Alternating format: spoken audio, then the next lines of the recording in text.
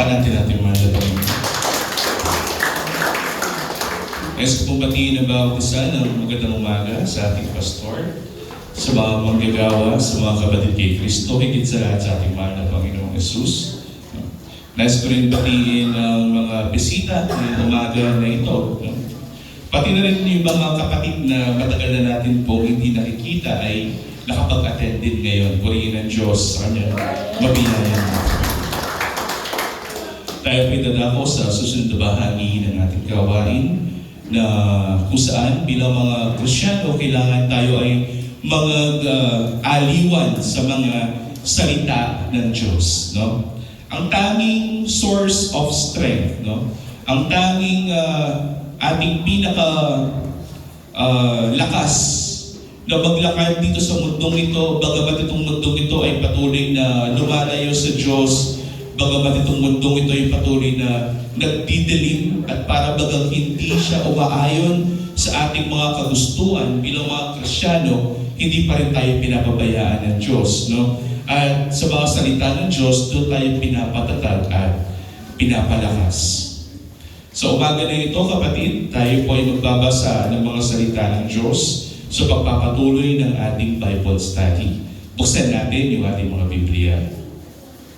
Kung wala po tayong mga Biblia, meron naman po tayo mga cellphone, buksan natin yung Biblia sa ating mga cellphone. At ating buksan yung Romans chapter 11. Konting recap, ang Romans chapter 9, ang sinabi doon ni Pablo na ang kaligtasan ay itinalaga ng Diyos para sa mga taong pinili niya bago itinatag ang mundong ito. So, naniniwala po ba tayo na tayo ay pinili ng Diyos? At kung tayo ay pinili ng Diyos, sasabihin natin sa ating sarili, ang Diyos ang aking Panginoon. Si Jesus ay ang aking Panginoon. Sinabi po ba natin ito? Ng ating Panginoong Kristo ay Panginoon sa ating buhay. Amen? Siya ay Diyos sa ating buhay. Amen? At itong confession na ito, no? Itong pamamahayag na ito ng ating mahal na Panginoong Kristo ay Panginoon sa ating buhay. Ibig sabihin kung ano man ang utos ng Panginoon, ito'y ating susundin. Amen po ba? Kaya nga ang pinaka-tatak ng isang Kristiyano, paano malalaman ang Kristiyano ay totoo? Kapag mayroon siyang bunga. At ang bunga ay bunga ba ng laman?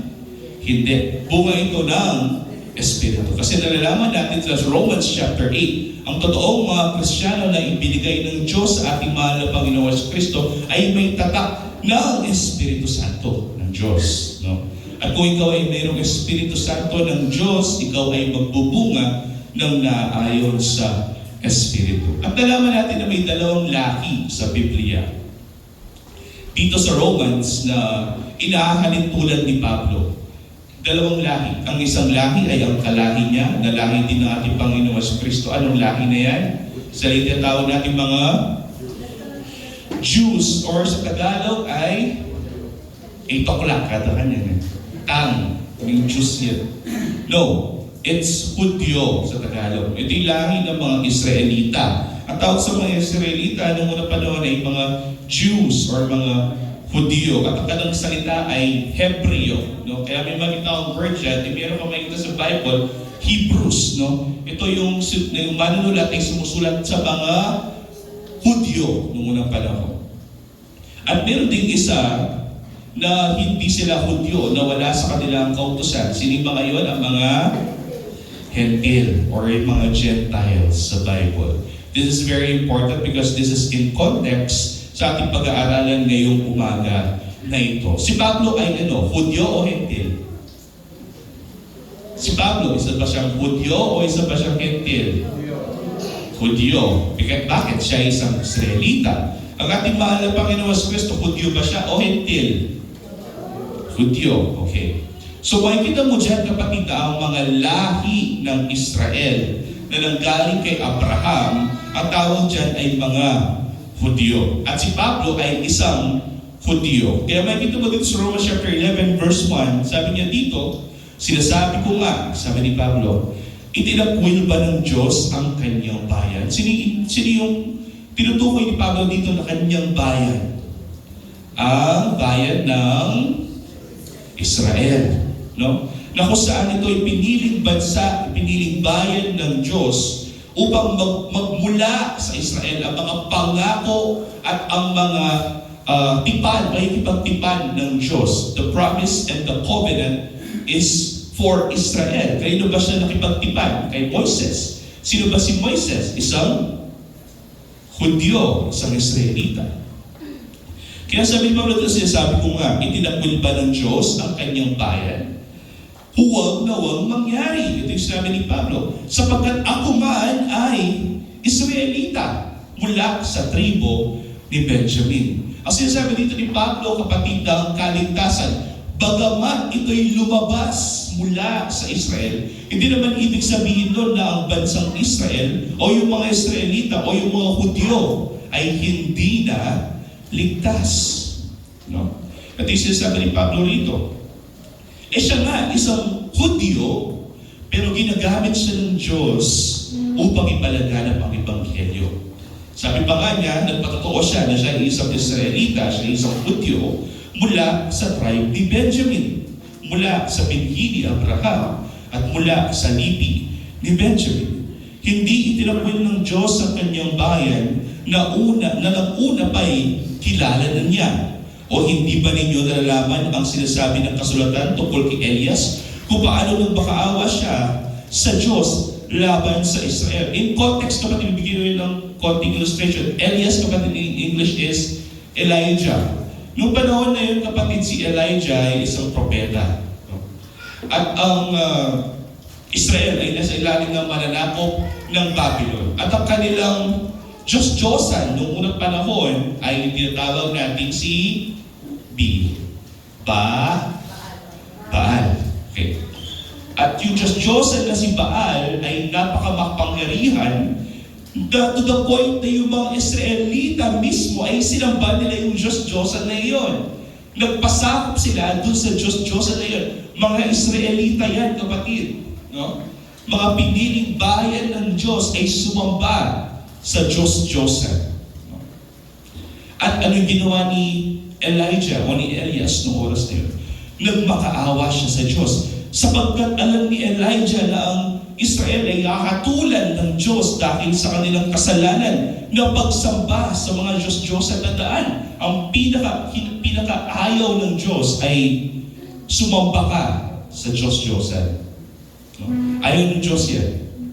Kaya sa verse 3, Panginoon, pinatay nila ang iyong mga propeta, giniba nila ang iyong mga dambana, at ako'y naiwang nag-iisa at tinutugis nila ang aking buhay. This is reference, kapatid, kay Elijah noong unang panahon na yung mga Hudyo mismo ay nakianib sa kalaban na bansa at napagsailalim sa Diyos-Diyos at si Baal. At silang lahat ng mga propeta ng mga Hudyo noong unang panahon ay pinagpapatay. At isa na si Elijah na nais nilang patayin. Ang mga mismong Israelita, pinapatay nila kanilang sariling mga propeta. Babalik tayo kahit ng mga panahon ni David. At i-reference ito din ni Pablo, no? 4. Subalit ano sinabi sa kanya ng kasagutan ng Diyos? Sabi dito ng Diyos kay Elijah, nung siya inalala, nagtira ako para sa akin ng 7,000 lalaki na hindi lumuhod kay Baal. Meaning, nung unang panahon, may mga Israelita na natisod, may mga Israelita na umalis sa kanilang pananampalataya. May mga Israelita na nawala sa bansa at nakianib sa kaaway, ngunit hindi hinayaan ng Diyos na lahat ng mga Israelita ay mawala sa presensya ng Diyos. Kaya may kita mo dito, sabi ng Diyos kay Elijah, mayroon mangilan-ngilang mga Israelita na aking pinag-ingatan para makasangga mo pagdating ng araw. Ito ang sinabi ng Diyos kay Elijah. At ito din, kapatid, ang sinasabi ni Pablo ngayon sa atin. Na bagamat ang mga Israelita ay binigay sila ang kautusan, ngunit dahil sa kanilang kapasawayan at pagsuway sa mga utos ng Diyos, sila ay naging mga makasalanan, pero hindi naman ibig sabihin nun na hindi na sila ligtas. Mayroong mangilan-ngilang mga Israelita, sinasabi dito ni Pablo, na nireferensya na panahon ni Elijah. May mga mangilan-ngilang mga Israelita, kamukha ni Pablo, na pinili ng Diyos para sa kaligtasan. No? 5, gayon din sa panahon, kasalukuyan, sabi ni Pablo, nung panahon nila, no? Panahon ng mga Romano, nung unang panahon, hindi yung panahon ngayon, kapatid. Again, pag binabasa natin ng Biblia, let's read it in context of to whom it was written. Kanino ba ito sinulat? Para sa mga taga-Roma. Sino yung mga taga-Roma? Yung mga Roma ay mga Hentil, kapatid. Hindi sila mga Hudyo.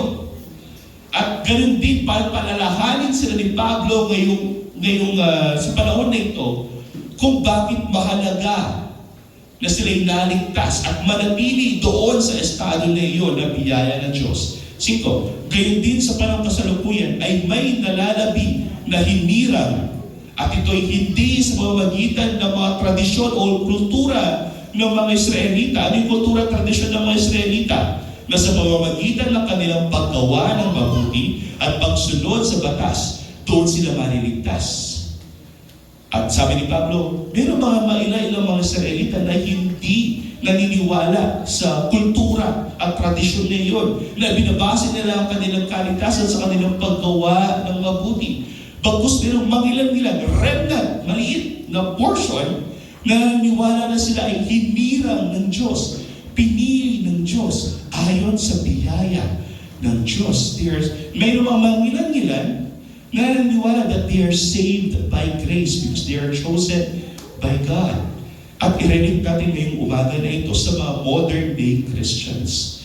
Mayroong mga modern day Christians na naniniwala na kaya nilang iligtas ang kanilang sarili. Bagamat naniniwala sila kay Kristo, mas naniniwala sila sa kanilang kakayahan na kaya nilang iligtas ang sarili. Para baga sinasabi nila sa Panginoon, Panginoon, hindi pa sapat ang ginawa mo sa krus. At kailangan ko pa itong dagdagan. Sapagkat kung hindi ko ito dinagdagan, ay hindi ako maliligtas. May ganyan pa rin mga Kristyano hanggang sa mga oras na ito. Pero, merong mangilan-ngilan na naniniwala na sila'y hinirang ng Diyos at sila'y pinili ng Diyos para sa kaligtasan. Ito'y ayon sa biyaya ng Diyos na ibinigay sa bawat isa sa atin. Naniniwala po ba kayo doon?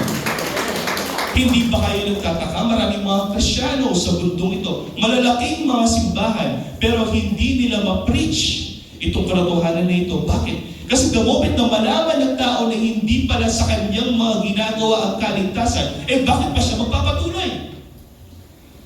Natatakot sila na mawalan ng mga members kasi ang kanilang preaching is kailangan pupunta ka ng church, kailangan sinusuot mo ito, kailangan nagbibigay ka ng ganitong halaga, kailangan meron ganitong mga ari-arian or what para maligtas ka.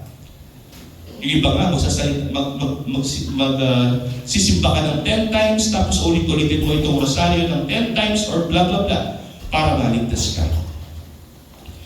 Pero, sabi ni Pablo rito, kapatid, meron bang ilan-ilan na alam nila ang katotohanan?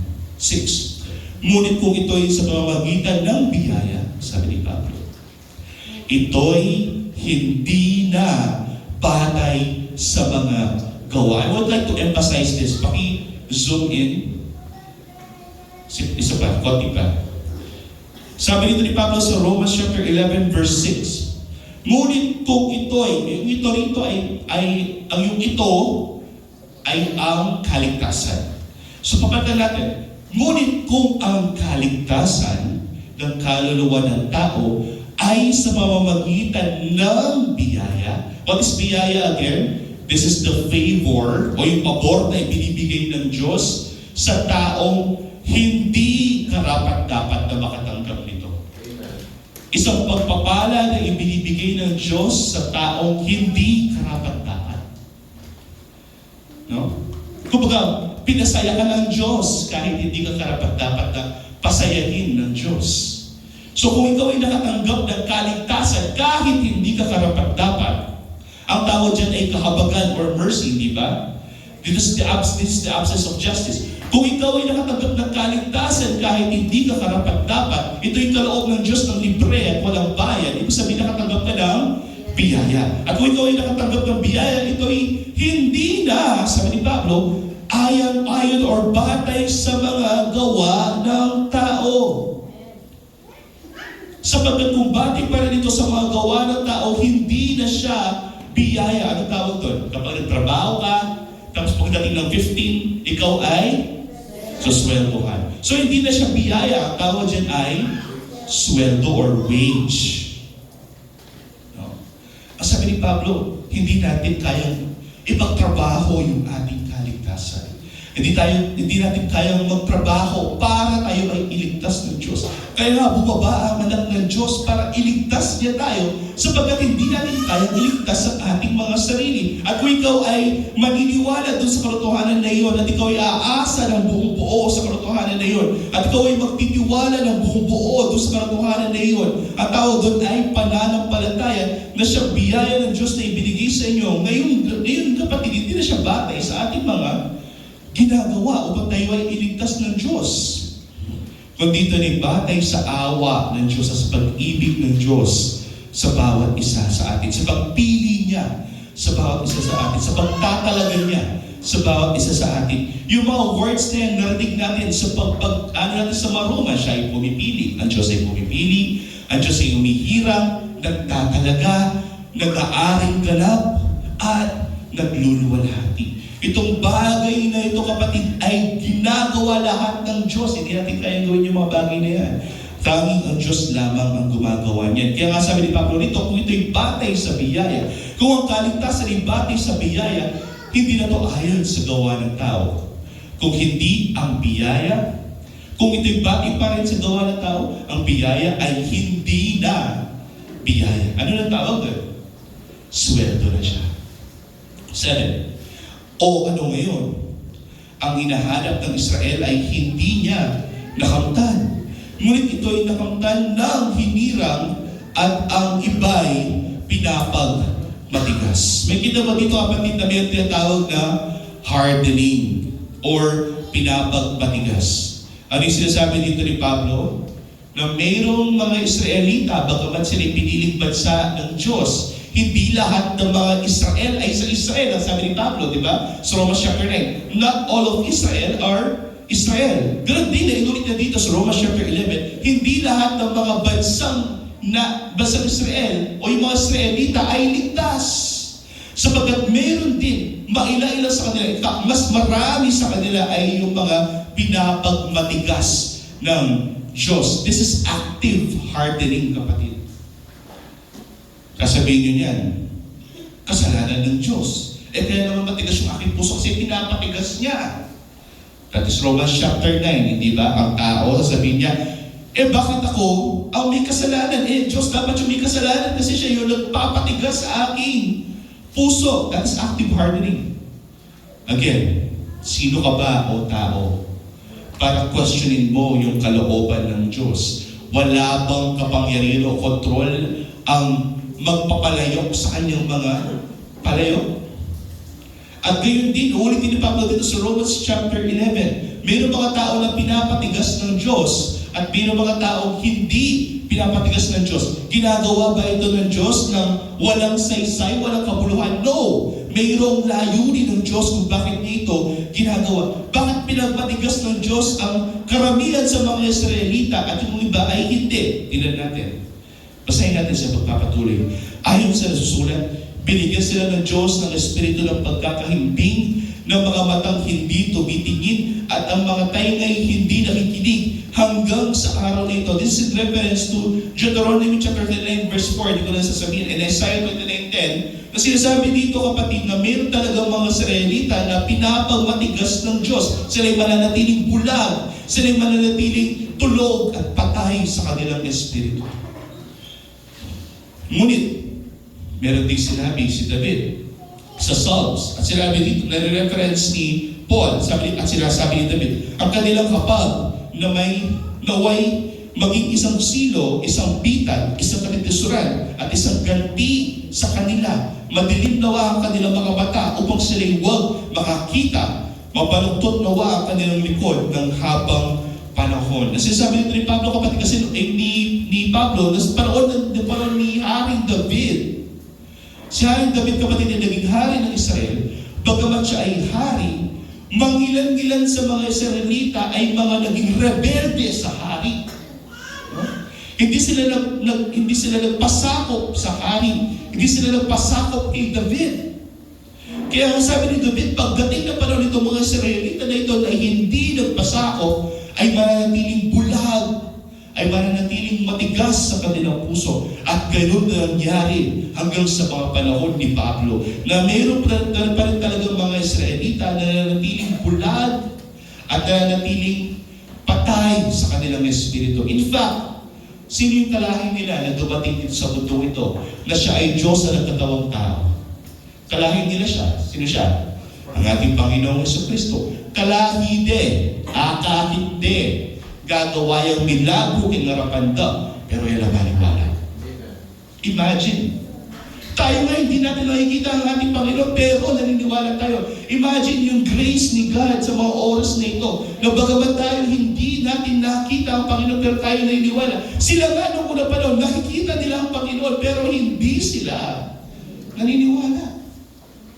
Kasi ang tao to see is to believe. Bakit niya? Ay, ang lumpo, lumalakad. Ay, ang may kasalanan ay pinapatawad. Ay, yung patay ay nabubuhay.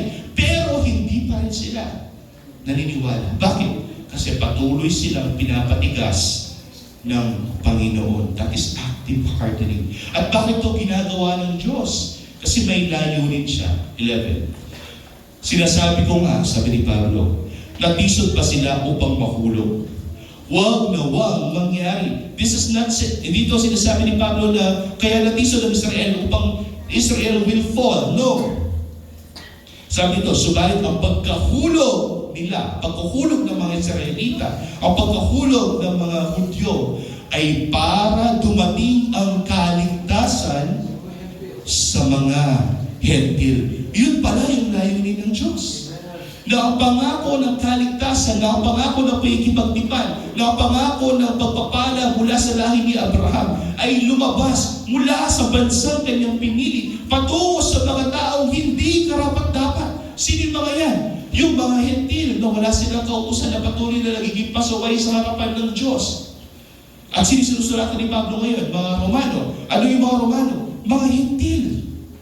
Kaya pinapaalalahanan sila ni Pablo na kung ang kaligtasan na pinangako, kung ang pagkikipagtipan ng Diyos at pangako ng Diyos ay ibinigay sa Israelita, ngunit pinatigas niya ang Israel upang kaligtasan ay lumabas sa mga Hentil, ibig sabihin niyan, kailangan bigyan ninyo ng importansya yung kaligtasan na natanggap ninyo. Imagine, kung kayang ibigay at isakripisyo ng Diyos ang halos lahat ng mga Israelita at sila'y mapunta sa impyerno para sa ating mga kaligtasan, para sa ating lahat upang tayo magligtas, bakit ba hindi natin bigyan ng importansya yung ating kaligtasan? Imagine, ilang mga Israelita ang pinutulan ng sanga. Basahin natin, kapatid. Sa pagpapatuloy. Sinasabi ko nga, natisod pa sila upang mahulog o na mangyari. Subalit sa pagkahulog nila, dumating ang kaligtasan sa mga Hentil upang pukawin sila ng paninibugho. 11.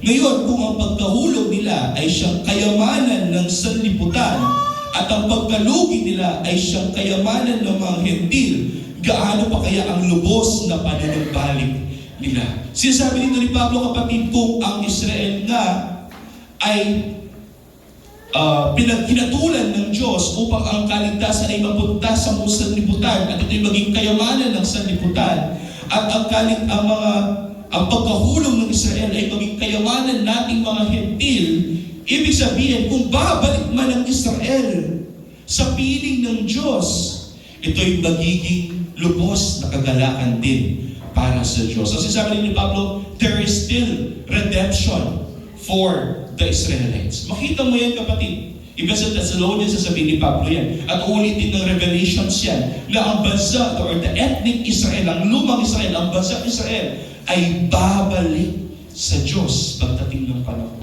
Hindi ko lang alam ngayon kasi ang Israel ngayon ay ang hirap kausap, pumapatay ng tao. In fact, ginigera nila ang Gaza. No? Kaya marami yung naniniwala na yung modern day Israel is not the ethnic Israel. Marami yung naniniwala na yung presidente ng Israel ngayon is not the real king of Israel. So meron siguro mga totoong mga Hudyo na mga grupo ng mga tao na pinili talaga ng Diyos at manunumbalik sa Kanya. 13. Ngayon, nagsasalita ako sa inyong mga hentil. Babalik na ni Pablo ngayon. Sabihin niya, sinabi ni Pablo, kung Israel nga, nawala sa kanila, nawabas sa kanila, kaligtasan mula sa kanila, napunta sa mga hentil dahil may layunin ng Diyos, sinasabi ko na sa iyo ngayon, sabi niya sa mga taga-Romano, sila mga hentil. Ngayon, nagsasalita ako sa inyong mga hentil, sabi niya sa mga Romano. Palibasa ako ngayon isang apostol sa mga hentil, niluluwalhati ko ang aking ministeryo. Sabi niya, baka sakaling mabukaw ko sa panibugho ang aking mga kapwa Hudyo at maligtas ang ilan sa kanila. Ang sinasabi ni Pablo, sa kanyang pagbaministeryo sa mga hentil, naway may pakita niya sa mga kapwa niya, mga Hudyo, na kung ano man ang ginagawa ng Diyos sa kanila, may layunin ng Diyos. At kumbaga, kung makita man ito ng mga Hudyo, na ang mga hentil nga ay naniniwala kay Kristo, naniniwala din si Pablo na pagdating ng panahon, itong mga kalahi ko, itong mga Hudyo, ay maniniwala din kay Kristo. Pero kung titignan mo, mostly, 70% of the population sa Israel ngayon are still Jewish. Hindi sila Christians. Jewish pa rin sila. No? Pero si Pablo naniniwala, pagdating ng panahon, ang kanyang mga kapatid, ang mga Hudyo, ay maniniwala at mananampalataya kay Kristo. In fact, Isaiah, yung famous Isaiah 53, na chapter sa Bible that pertains to the coming of the Lord, wala sa Bible. Wala sa lumang tipan ng mga Jews, modern day Jews. Kasi hindi nila matanggap na dumating na nga ang Messiah. 15. Sapagkat kung ang pagkatakwil sa kanila ay siyang paikipagkasundo ng sanlibutan, ano kaya ang pagtanggap sa kanila kundi buhay mula sa mga patay? So pagdating ng panahon, kahit nahulog ang mga Israelita, kung manunumbalik sila sa Diyos, tatanggapin sila ng Diyos para silang mga patay na muling nabuhay. Ganyan din ang trato ng Diyos sa bawat isang mga hentil, na tayo lahat ay mga patay sa ating mga pagsalansang. Ngunit the moment na tayo ay bubuhayin muli ng Diyos, sabi ni Pablo, we are a new creation. Ibig sabihin, binuhay na tayo muli. 16. Kung ang masang inialay bilang unang bunga ay banal, ay gayon din ang buong limpa. At kung ang ugat ay banal, gayon din ang mga sanga. Naniniwala pa rin si Pablo talaga. Kung pinili ng Diyos ang bansang Israel, pagdating ng panahon, babalik ang Israel sa Diyos. No? 17. Subalit kung ang ilang sa mga sanga ay nabali, at ikaw na isang olibong ligaw ay isinalib sa kanila, at ikaw ay naging kabahagi nila sa ugat ng kabataan ng punong olibo, huwag kang magmalaki sa mga sanga. Ngunit kung magmalaki ka, alalahanin mong hindi ikaw ang nagdadala sa ugat, kundi ang ugat ang nagdadala sa iyo. Ang sinasabi ni Pablo ay hinalintulad nito na ang mga pangako at ang mga paikipagtipan ng Diyos ay exclusive lamang dati sa Israel. Parang puno ng olibo. Kung di natin naintindihan yung puno ng olibo, gawin natin puno na naintindihan natin. Parang puno ng mangga. Diba natin na puno ng mangga? Ang puno ay may ugat. At natural, kapag may ugat ang puno, siya ay mabubunga, siya ay mayroong mga sanga, mayroong mga dahon. No? Itong puno ng mangga na ito ay ang Israel. At yung ugat na nasa ilalim, sumisimbolo ng pagkikipagtipan ng Diyos or the command or the covenant of God to the people of Israel, at yung pangako ng Diyos na mula kay Abraham, magagaling yung kaligtasan ng mga tao. So itong pangako na ito, itong kautusan na ito ay parang puno ng mangga. At yung mga nandoon ay ang mga Hudyo o yung mga Israelita. So sila talaga yung nakikinabang doon sa pangako ng Diyos, sila yung nakikinabang sa pakikipagtipan ng Diyos sa tao. Ngunit dumating ang oras na mayroon talagang mga Israelita na hindi ito binigyan ng importansya. Sila yung mga sangang pinagputol-putol. Sabi nga ni Pablo, mayroong mga Israelita na hindi naman talaga naniniwala kay Kristo. Hindi lahat ng Israel ay sa Israel. So mayroon talaga, so kung lalagyan natin doon sa context ng isang puno ng mangga, hindi lahat ng sanga ng puno ng mangga ay galing sa kanyang mga ugat o makikinabang doon sa ugat ng puno. Kahit tinignan mo yung puno, kapatid, meron talaga mga sanga na namamatay. May mga dahon na namamatay. At yung mga namamatay na sanga na yan ay pinuputol. Pero ang pakikipagtipan ng Diyos at mga pangako ng Diyos ng kaligtasan na naumpisa sa Israel, ngayon ay lalabas na. Mayroong mga iba na hindi naman karapat-dapat ng mga pangakong ito.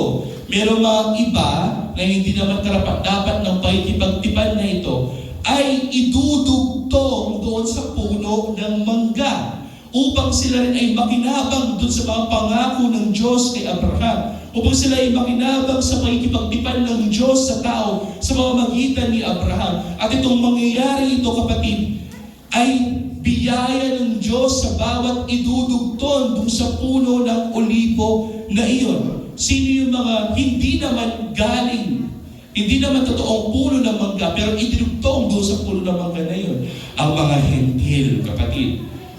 Wala sa kanila ang pakikipagtipan ng Diyos, wala sa kanila ang kautusan ng Diyos, pero sila'y dinugtong sa pakikipagtipan ng Diyos, dinugtong doon sa mga pangako ng Diyos, upang ang pangako ng Diyos sa mga Israelita ay lumabas mula sa kanila at mapunta sa mga hentil, upang ang nourishment ng ugat ng puno ng mangga ay maranasan din ng mga idinugtong doon sa punong mangga na iyon. As sinasabi nito ni Pablo, mga hentil, tayo, dinugtong lang tayo sa Israel na isang bansa na pinili ng Diyos, na binigay ng Diyos sa mga pangako at pakikipagtipan sa kanila. Dinugtong lang tayo sa kanila. Ngayon, dinugtong lang tayo sa kanila, dapat bigyan natin ito ng importansya. Sabi nga ni Pablo, huwag kang magmalaki. Huwag kang magmayabang. Huwag mong sabihin sa mga ibang Israelita, bagay mo. Inalis ka na, bagay mo. Kasi mas lamang ako kaysa sa'yo, kaya ako yung idinugtong, ikaw inalis ka. No, huwag kang magmalaki, sabi ni Pablo. Bagkus, kaawain natin sila. Kaawaan natin sila. Bigyan natin sila, panalangin natin sila. Sapagkat sila rin naman ay mga piniling bansa ng Diyos. No? But don't relate this sa John chapter 15. Wala po ito kinalaman sa John chapter 15, which is, Jesus is the great vine. At may kita mo doon sa John chapter 15, Jesus as the great vine, kapag idinugtong ka kay Jesus, ikaw ay magbubunga ng naayon sa gusto, kalooban ng Panginoon. Again, that is a vine, kapatid. This is a tree. Don't relate the two. Hindi sila related. Okay? Ang pagdugtong dito, kapatid, meaning tayo ay naka-receive ng mga pangako at pakikipagtipan ng Diyos. Huwag tayo magmalaki o huwag natin ipagmalaki sa mga Israelita kung bakit ito ginawa ng Diyos sa atin. Huwag tayo maging ganon, sabi ni Pablo 19. Sasabihin mo nga, ang mga sanga ay nabali upang ako ay maisalin. Di ba? Tama! Sa kawalan nila ng pananampalataya ay nabali sila, at sa iyong pananampalataya ay nakatayo ka. Huwag kang magmalaki, kundi matakot ka.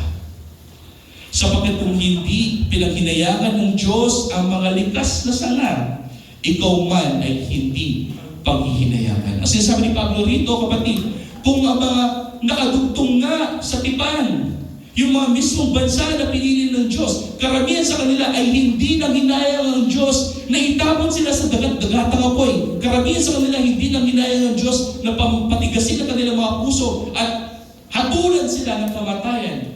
Ikaw pa kaya na idudugtong lamang ng Diyos sa kanyang mga pangako at pakikipagtipan. Hindi sinasabi ni Pablo rito na pwede kang mawalan ng kaligtasan. No.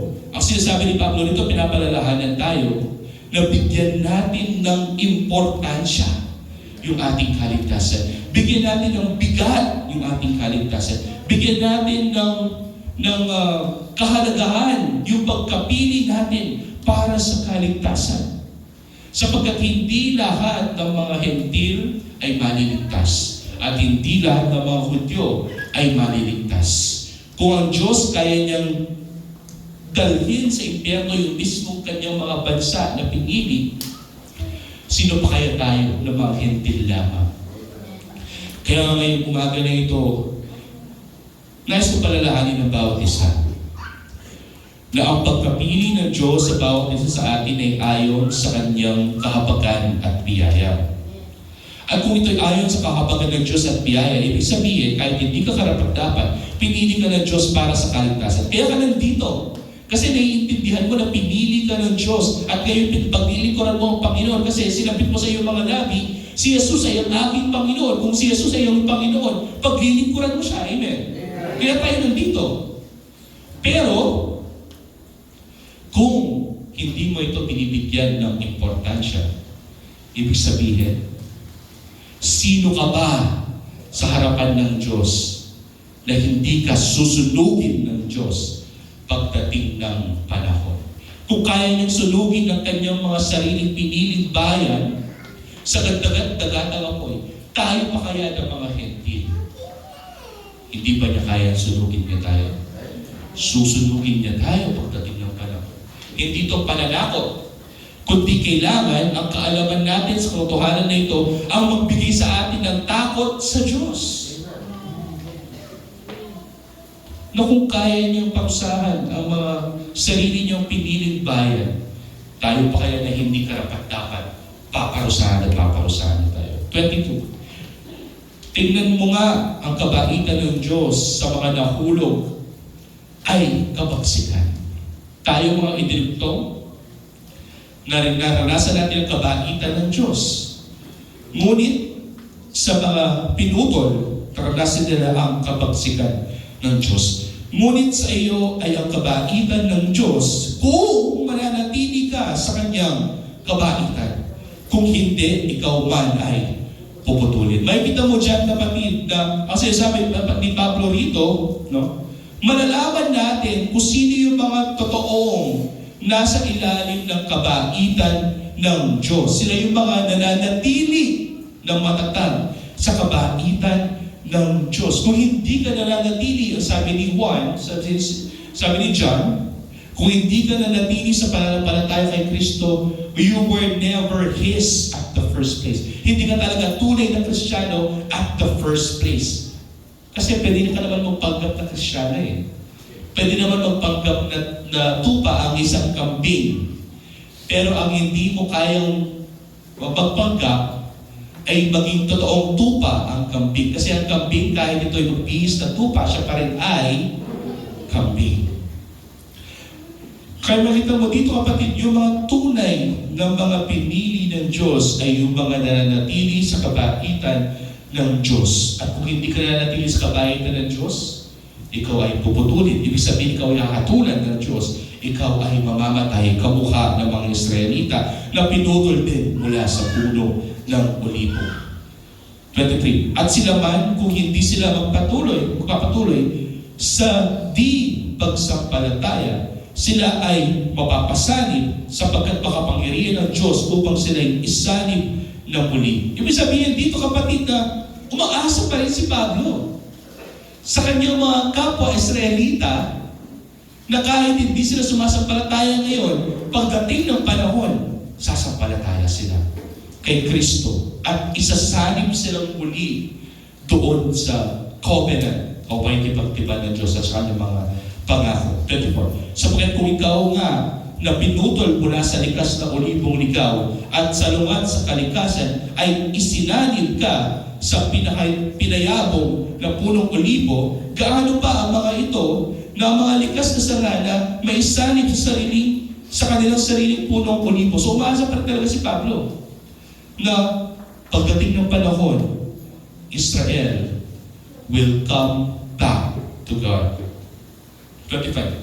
Upang kayo huwag magmarunong sa inyong sarili, mga kapatid, nais kong malaman ninyo ang hiwagang ito, na ang pagmamatigas ay nangyari sa isang bahagi ng Israel hanggang makapasok ang buong bilang ng mga Hentil. This is active hardening. At kaya ito ginagawa ng Diyos upang tayong lahat, ang buong sanlibutan, ay maligtas sa pamamagitan ng ating mahal na Panginoong Jesucristo. 26. Sa ganoon, ang buong Israel ay maliligtas. Gaya ng nasusulat, lalabas mula sa Zion ang tagapagligtas. Ibig sabihin siya ay isang Hudyo, ang tagapagligtas. Ihihiwalay niya ang kasamaan mula sa ako. At ito ang aking tipan sa kanila. Kapag inalis ko ang kanilang mga kasalanan. Ito yung pangako ng Diyos sa mga Hudyo na lumabas mula sa mga Hudyo patungo sa mga Hentil. Kaya sabi ni Pablo doon sa 28, tungkol sa Ebanghelyo, sila'y mga kaaway alang-alang sa inyo. Naging kaaway ang mga Israelita ng Diyos alang-alang sa ating mga Hentil. Subalit tungkol sa pagkahirap, sila'y mga minamahal alang-alang sa mga ninuno. Bakit? Kayo ba ibinigay ng Diyos ang paikipagtipan sa mga ninuno ng mga Hudyo? Sino mga yan? Si Abraham, si Isaac, at saka si Jacob, the three patriarchs of the Jews. No? 29. Sapagkat ang mga kaloob at ang pagkatawag ng Diyos ay hindi mababago. Kung nangako ang Diyos sa mga Hudyo na ililigtas sila, hindi mababago yun. Darating ang panahon, ang bansang Israel ay babalik sa Diyos.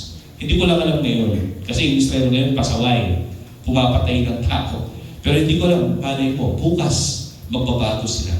Hindi natin alam. 30. Kung paano kayo nung dati ay maswayin sa Diyos, subalit ngayon kayo tumanggap ng habag sa pamamagitan ng kanilang pagsaway. Tayo ay nakatanggap ng habag mula sa Diyos dahil sa pagsaway ng Israel. Lumabas ang kaligtasan mula sa kanila patungo sa atin. Gayun din naman, ang mga ito na ngayon ay naging mga masuwayin upang sa pamamagitan ng habag na ipinakita sa inyo, sila rin ay tumanggap ngayon ng habag. Kasi sabi ni Pablo, kaya siya napipreach sa mga Hentil. Kaya ito, ang ebanghelyo nito ay pinipreach sa mga Hentil. At maniwala yung mga Hentil kay Kristo upang kung makita man ito ng Israel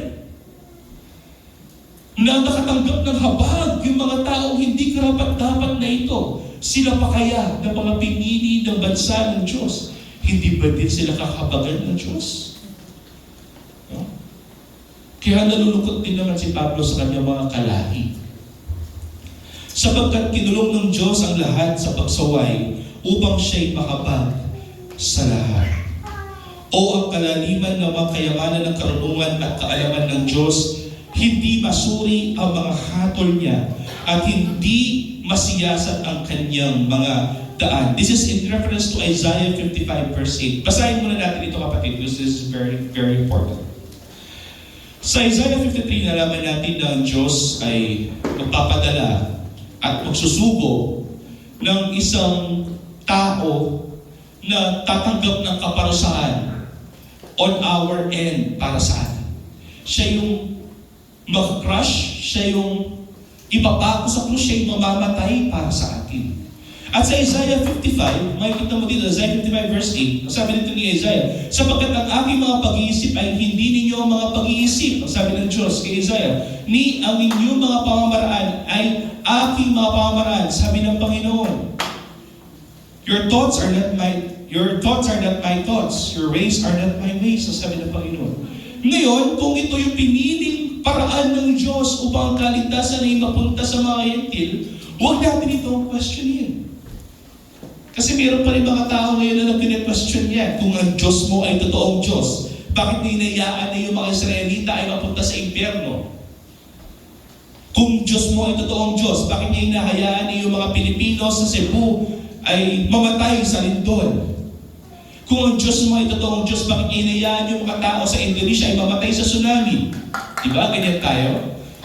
Tandaan, ang pag-iisip ng Diyos ay hindi natin kamukha. Ni ang pamamaraan ng Diyos ay hindi natin kamukha. Kung ito ang paraan ng Diyos upang ang tao ay makilala siya bilang Diyos, then so be it. Wala tayong magagawa dyan. Ito yung sinasabi ni Pablo rito, kapatid, babalik tayo. Kung pinili ng Diyos itong paraan na ito na hatulan ang karamihan sa mga Israelita upang kaligtasan ay lumabas sa ating mga hentil, so be it. Tanggapin natin ang katotohanan na yun. Talagang mayroong mga tao na pupunta sa impyerno. At sasabihin ko ngayon, kapatid, meron kayong mga kamag-anak, meron kayong mga kapatid, kahit ang inyong asawa, ay pupunta sa impyerno. Bakit? Kasi hindi lahat ng tao ay pinili ng Diyos. At tanggapin natin ang katotohanan na ito. At mas lalo tayong matakot. Bakit? Kasi mahal natin yung ating asawa. Mahal natin yung ating mga anak. Kamukha yung kapatid ko, si Zach. Mahal ko si Zach. Pero kung si Zach patuloy siya magiging pasaway sa harapan ng Diyos, pananalangin ko ang kanyang kaluluwa sapagkat alam ko kung hindi siya magpapatuloy sa Diyos, siya ay hahatulan ng Diyos. Di ba? Alam ko, meron kayong mga kaibigan, yung mga kaalak na mahal ninyo. Pero alam ninyo, deep inside, in discerning spirit, alam ninyo na hindi sila kay Kristo. At kapag alam mong hindi sila kay Kristo, sila ay itatapon sa dagat ng apoy. Amen. Di ba nakakalungkot? Ganyan din si Pablo, kapatid. Nalulungkot siya para sa kanyang mga kalahing mga Israelita. At ito yung pamamaraan ng Diyos na ginawa niya. Pero sabi ni Pablo, mag-move on na ako. Kasi the thoughts of God is not my thoughts. Nor the ways of God are not my ways. Kahit gusto ko na iligtas yung mga Israelita, kung ayaw naman ng aking Diyos, wala akong magagawa. Kaya sabi ni Pablo, magiging masigasig na lang ako sa mga hentil. Baka sakaling pumakita ito ng mga Israelita na yung mga hentil ay nananampalataya kay Kristo, baka sakaling manumbalik sila kay Kristo. Na sana mangyayari. Dating na pala. Although may mga churches sa Israel ngayon, yung modern day Israel, na mga Christians, kapatid. Pero predominantly mga Muslims at saka mga Jews yung makikita mo sa Israel. Kahit sa Egypt, kapatid, ganyan. 34. Sapagkat sino ang nakakaalam ng pag-iisip ng Panginoon? Kinoon niya Isaiah 55 kanina. O sino ang kanyang mga naging tagapayo? O sino ang nakapagbigay sa kanya at siya'y mababayaran? Hindi ba ang Diyos lamang ang mayroong kakayahan na gumawa ng mga ito? Hindi niya kailangan ng advisor mula sa atin. Kaya nga although malapit ng oras, yung sinasabi natin na kaya natin baguhin yung isip ng Diyos sa pamamagitan ng panalangin, if you know this fact, that God is omniscient, alam niya lahat. Bago mo pa ito idalangin, alam na niya kung ano yung mangyayari. Because He predestined everything. At kung ito ay nanalangin at nabago ang pag-iisip ng Diyos, it doesn't really mean that God really changed His mind. But He just showed you of His compassion and mercy. Kaya makita mo yung Old Testament, makita mo doon that God regrets, that God changes His mind. Because the Old Testament is written in the eyes of the person. Kung nakita ng tao na, ay parang nagbago ang pag-iisip ng Diyos, sasabihin ko, nagbago ang pag-iisip ng Diyos. Pero it doesn't really mean that God changes His mind. No, God doesn't need an advisor. Hindi niya kailangan, oh Noel, nano kayang gawan ko, nano masakit kong gawan? Lord, please, paborin mo na rin kapatiran, magilang masigasig iba maglingkod. Ay, o sige, matay gawan tama. Ano nga rin yung dinukang Pastor Noel? No. Hindi kailangan ng Diyos yung ating mga advice. Because He knows and He will do it. Because God is omniscient, omnipotent, omnipresent. Kaya niyong gawin lahat ng mga bagay na yan. 36, sapagkat mula sa Kanya, sabi ni Pablo, at sa pamamagitan niya, at para sa Kanya, ang lahat ng bagay. Sino ba yan? Ang Diyos. Sumakanya nawa ang kalwalatian magpakailanman. Amen. This is in reference, kapatid, sa kaligtasan ng mga hentil. Tayo yan. Siya ang gumawa niyan para sa atin. Basahin natin sa Kamis, ulitin natin. Sapagkat mula sa Kanya, mula sa Diyos, at sa pamamagitan ng Diyos, at para sa Kanya, yung ginagawa niyang ito. Ano sinabi natin? This is all for the glory of His name. Kaya niya ito ginagawa, at ang layunin ng Diyos kung bakit ito ginagawa, na tayo nililigtas, bagamat hindi tayo karapat-dapat, upang siya ay maluwalhati sa pamamagitan ng ating mahal na Panginoong Jesucristo. Kaya meron tayong paniniwala, Soli Deo Gloria. To God alone is the glory. Glory be to God alone. Na hindi sa pamamagitan natin na tayo ay naligtas.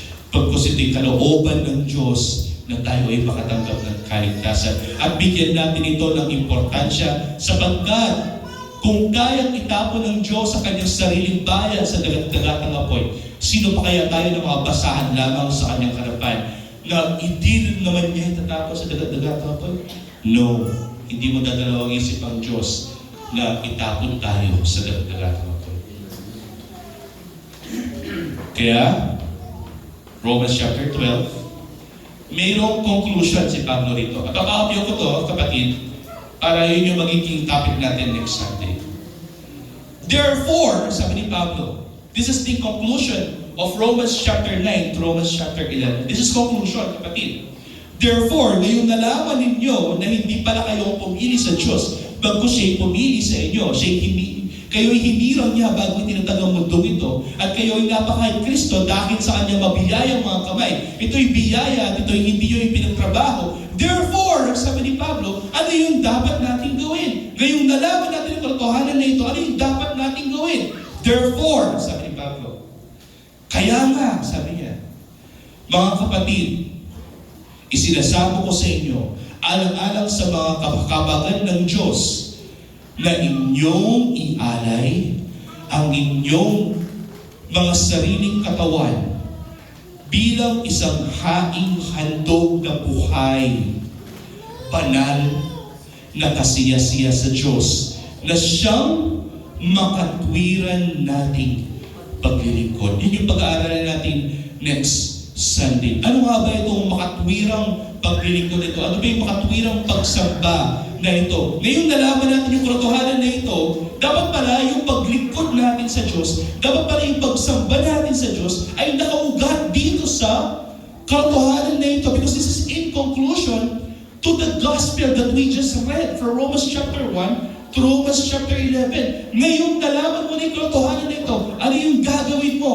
Therefore, sabi ni Pablo, I beseech you, O brethren, by the name of our Lord Jesus Christ, that you should present your bodies as living sacrifice, holy and acceptable to Him as your reasonable worship. At ito kapatid ang tatalakayin natin sa susunod na linggo tayo na lang. Ama, maraming salamat sa mga katotohanan ito. Maraming salamat, O Diyos, sapagkat alam namin na ang kaligtasan ay biyaya mo lamang sa bawat isa na narito. Alam namin na ang pakikipagtipan ay originally sa mga Hudyo.